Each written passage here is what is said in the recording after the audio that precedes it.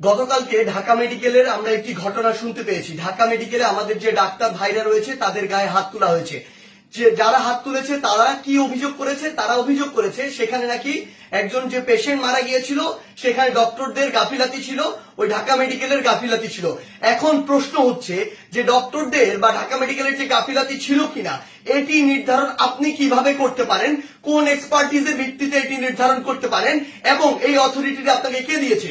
যদি কোনো গাফিলাতি থেকে থাকে, ডক্টরের হোক, প্রশাসনের হোক, কিংবা যে কারো হোক, কিংবা কর্তৃপক্ষের হোক, অবশ্যই তার বিচার হবে। তার বিচার একটি প্রক্রিয়াধীন প্রক্রিয়া হবে, একটি তদন্তের মাধ্যমে হবে। সেই অভিযোগটি আপনি বিএমডিসি তে করতে পারেন কিংবা সেই অভিযোগটি আপনি প্রশাসনের কাছে করতে পারেন। কিন্তু আপনার কি অভিজ্ঞতাটুকু রয়েছে, আপনার কি দক্ষতাটুকু রয়েছে যে একজন ডক্টর তার সাথে গাফিলতি করেছে কিনা সেটি যাচাই করার? আমাদের সবচেয়ে বড় এখন যে সমস্যাটি হয়ে গিয়েছে, আমরা এই বাঙালিরা অধিকাংশ ক্ষেত্রে অধিকাংশ বাঙালি নিজেদেরকে সব জায়গার দক্ষ মনে করি এবং সব জায়গায় নিজের নাক গলাতে যাই। আপনি আমাকে একটি জিনিস বলুন, যে ডাক্তার 5 বছর ধরে এমবিবিএস পাস করলো, 1 বছর ইন্টার্ন করলো, এরপর বছর বছর ধরে বিভিন্ন ডিগ্রি নিল, পড়াশোনা করলো, তিনি একজন পেশেন্টকে যেভাবে ডিল করেন, তিনি পেশেন্টের ভিতরের এবং বাইরের বিষয়গুলো যেভাবে জানেন, যেভাবে ট্রিটমেন্ট করেন, আপনি কিভাবে মনে করেন আপনি সেই পড়াশোনা না করে শুধু বাইরে থেকে দেখে নিজের চোখে যা মনে হলো তা দেখে তাকে একটি নির্দিষ্ট রেজাল্ট দিয়ে দিচ্ছেন, একটি নির্দিষ্ট ব্লেম দিয়ে দিচ্ছেন? আমাদের জায়গা থেকে স্পষ্ট বার্তা, এরকম একটি ব্লেম দিয়ে আসলে যখন আপনি একজন ডক্টরের গায়ে হাত তুলেন তখন আপনি যে কাজটি করেন সেটি আমরা বৈষম্য বিরোধী ছাত্র আন্দোলন আমাদের জায়গা থেকে কোনোদিনও সমর্থন করতে পারি না। আপনাদের যদি কোনো অভিযোগ থাকে সেই অভিযোগটি আপনি জানাতে পারতেন।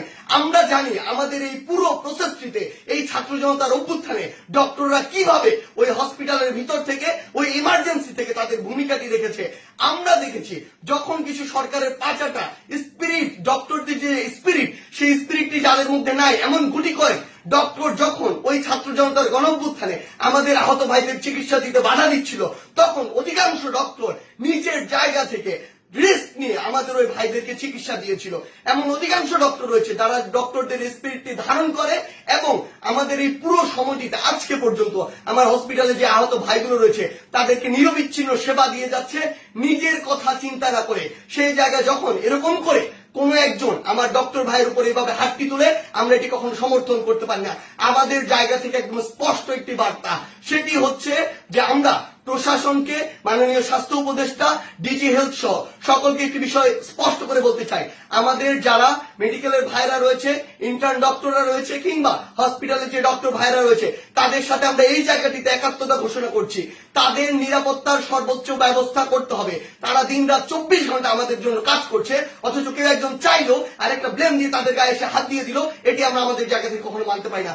আমাদের জায়গা থেকে একটি স্পষ্ট বার্তা হচ্ছে তাদের এই নিরাপত্তার ব্যবস্থাটি করতে হবে। এবং গতকালকে ঢাকা মেডিকেলে যদি ওই পেশেন্টের মৃত্যুর জন্য কোনো কর্তৃপক্ষের হোক, ডক্টর হোক গাফিলাতি থেকে থাকে, তদন্ত সাপেক্ষে তার যেমন বিচারের আওতায় তাকে আনতে হবে।